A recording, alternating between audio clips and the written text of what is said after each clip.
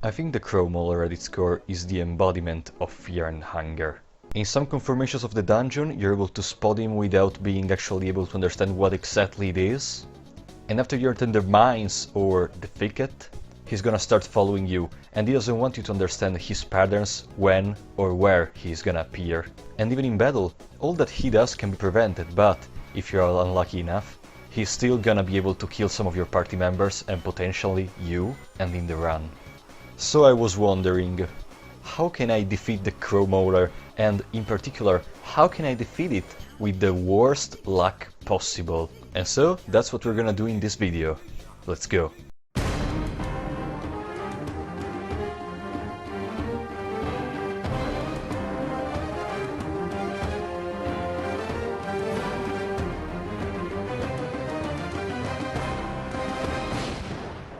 If you're confused about what I just said about the worst luck possible, let me explain. In this run, we're gonna kill the Crow Mauler having the worst stuff possible. What does that mean?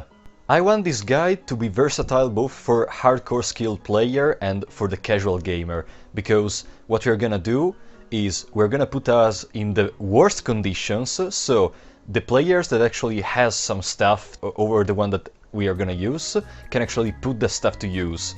But the hardcore player in a critical condition that needs to save the run and kill the Crow Mauler is gonna be able to do it with this. So, we're gonna be playing in Terror and Starvation mode, not on hard mode, because I want to keep the save files along the recording, and also because in Terror and Starvation the enemies have high HP pool, and I think also deal more damage. After this, what do I mean with the worst luck possible? It's finally time to tell you. We are not gonna use all the items not obtainable surely, not obtainable in a guaranteed way. What does this mean? Do you know the bookshelves that can randomly give you some books? Yeah, we cannot use bookshelves. Do you know the chests which can randomly give you some of the best accessories in the game? We cannot use those. We're gonna put us in the worst conditions possible. And along this way, which characters are we gonna pick? Darcy? No, she starts with fast attack, which is a very good skill, so potentially, in the best case scenario, this is gonna help us. We don't want help, we want to put us in terror. Enki?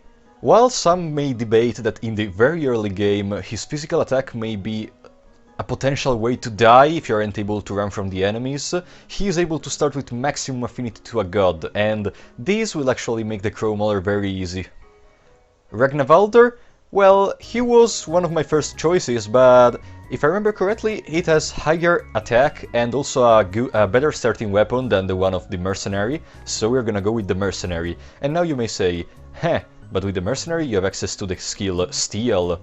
No, we are on purpose not gonna take Steal. You understood correctly. We're going to take the Mercenary without Steal, so basically it's like we are using a blank character, we may say. It doesn't have any skills of usage to us. And this is just because I want to be in the most generic situation possible, without all those random skills dependent from the characters or the books from the bookshelves, etc. Also, another quick rule: in the game there is one guaranteed empty scroll and the guaranteed penance armor. I'm gonna avoid use both of them, because the penance armor is permanent and I want to be in the most generic situation, as I said, so I don't know if all the players would want a permanent equipment to themselves.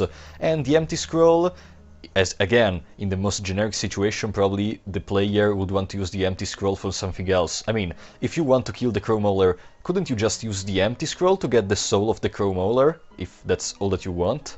So without further ado, let's start. Now, let's discuss a little bit about what does the Crow Mauler do. The Crow Mauler is composed of the 2 legs, 2 arms, the torso and the head. The 2 legs are useless. Apparently, from what the wiki says, the arm that doesn't have the mole is supposed to cast Flock of Crows, but that's not true, because he used the Flock of Crows on me multiple times without the arm. Whatever. Flock of Crows is a blind attack, and the party member that is gonna be attacked by it has a chance to be permanently blinded till the end of the run. We don't want that to happen. It can be prevented in some ways that we will go over through the video. The hand with the mole is gonna do a powerful attack that can potentially land the status Breaking Bones. Breaking Bones is a permanent max HP reduction. And then the head. Sometimes, for some turns, it does nothing, and then it can use Peck. Peck has a chance to instantly killing us. As you may already have understood, that's the most scariest attack of the Crow Mauler.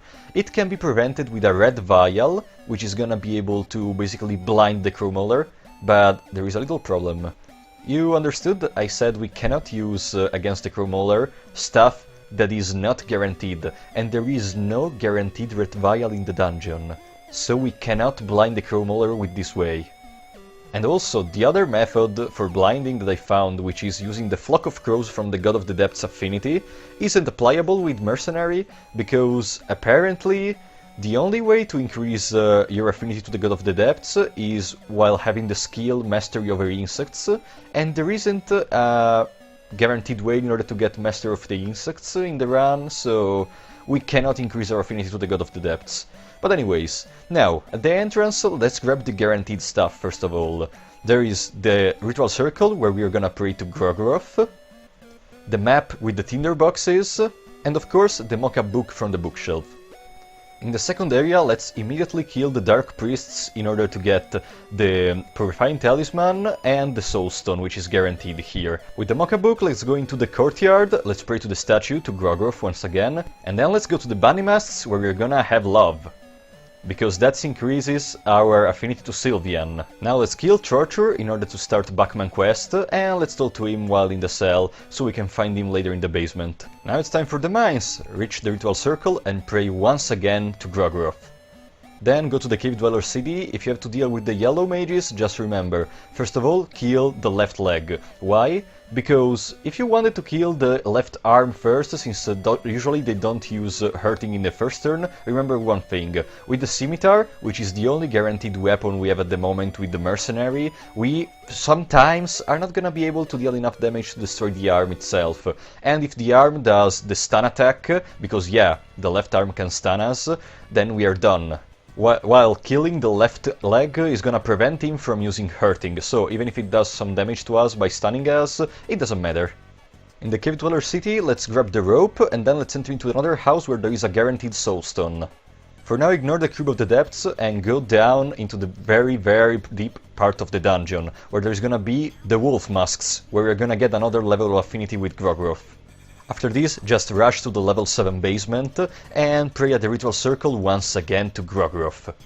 And at this point our affinity is gonna grow up. It's perfect, we have 2 Soul Stones and we have affinity level 2 with Grogroth. Let's just go back to the Exen because it's time to get Necromancy. With Necromancy we're gonna be able to actually have a party members. Just recruit the skeletons in the basement and in the level 7.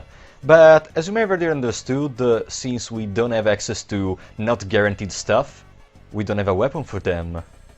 Well, here, in the infested part of the mines, there is a door. Behind this door, there is gonna be a Shark Tooth, which is a guaranteed weapon. So now we have another damage dealer. Oh, and also, let's grab an Explosive Vial, which should be a guaranteed drop in this place. I've always gotten an Explosive Vial in all my runs. It was on a lot of runs, it was like 8. But still, I think it's a solid number to say it's guaranteed.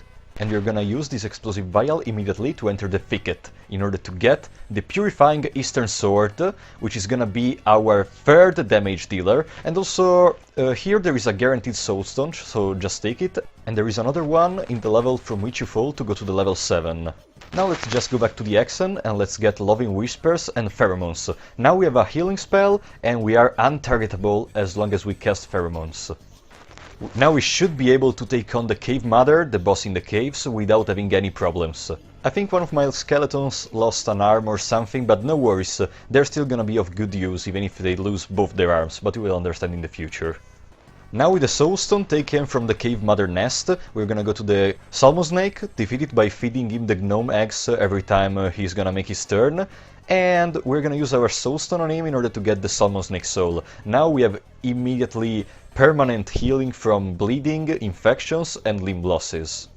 Now I thought something. I think I'm good.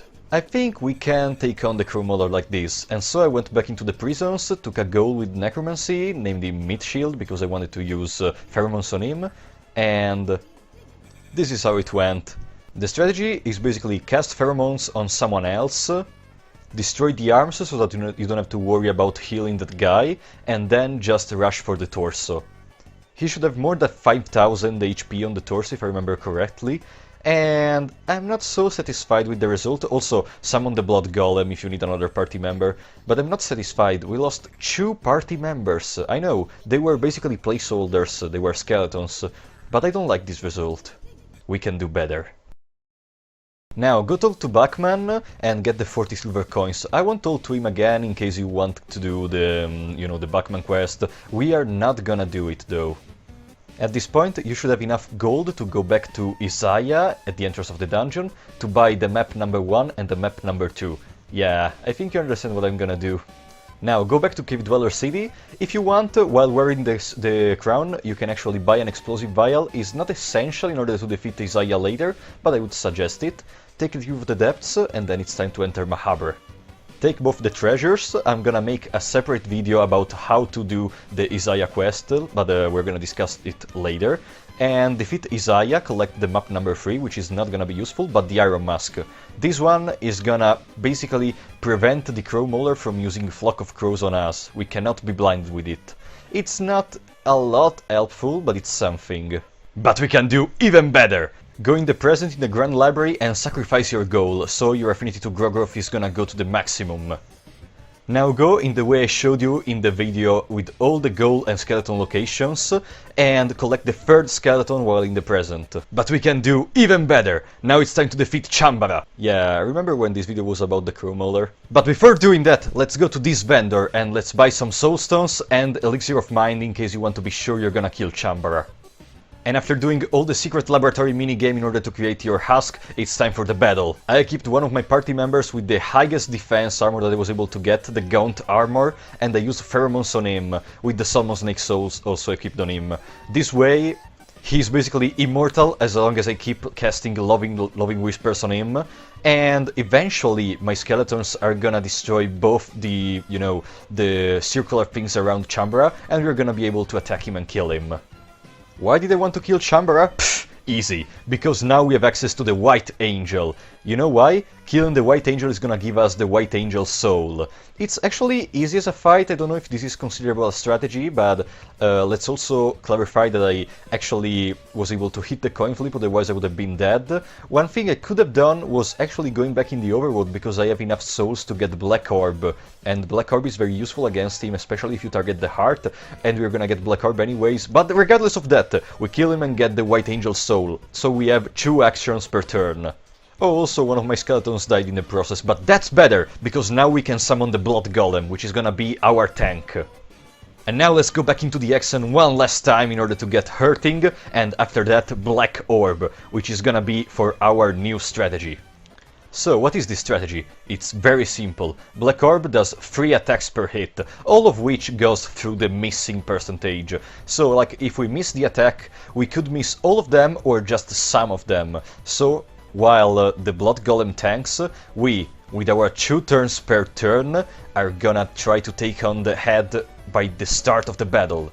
And eventually, we're gonna be able to kill the Crow Mauler with only guaranteed items. This isn't really a big accomplishment, but actually it was such a good feeling to feeling that I really earned this. It wasn't like some kind of strange weapon that I just dropped from an enemy or from a chest that made me defeat it. It was actually my strategizing and using what the game gives to me. And I hope this guide may help some of you. I don't know if it's actually considerable a guide. I basically said what I did to defeat the Crow Mauler, but during the video I also expressed a lot of opinions and a lot of useful strategies and tips to get stuff, so I guess this is considerable a guide. So, hope to have been of some help.